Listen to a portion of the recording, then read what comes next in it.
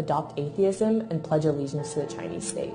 They would spend hours on end chanting in their crowded cells, "There is no such thing as religion," or "All hail the Chinese state," or "All hail Chinese President Xi Jinping." And if the detainees disobey, or if there's any type of resistance, there is torture being used. Nails are being pulled out, teeth are being pulled out. They're using snakes to interrogate. People are being beaten until they're dead. They're being sterilized, a method used in genocide. They're forced to sit on what's called a tiger chair, where they're clamped down on this chair for hours on end, oftentimes in solitary confinement. People are being sent to these camps for random reasons. One of them could easily be you are in contact with someone abroad. You have a family member abroad.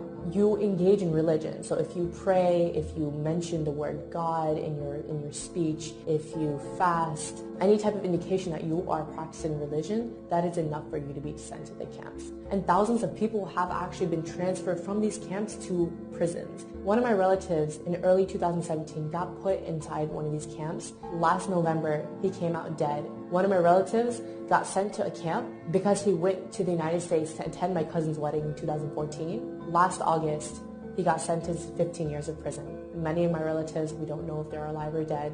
And there's not a single Uyghur who doesn't have at least one family member in these camps or some form of detention or prison.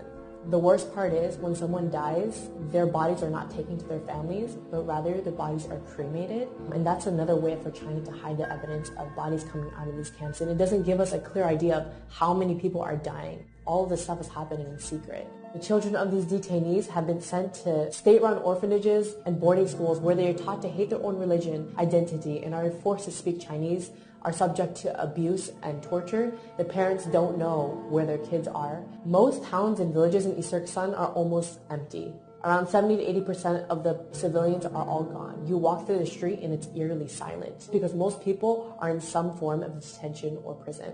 Schools and factories are now being transformed into these concentration camps. The entire nation of East Turkestan has essentially become a dungeon for its people because China monitors their every action, even in the homes. So there are millions of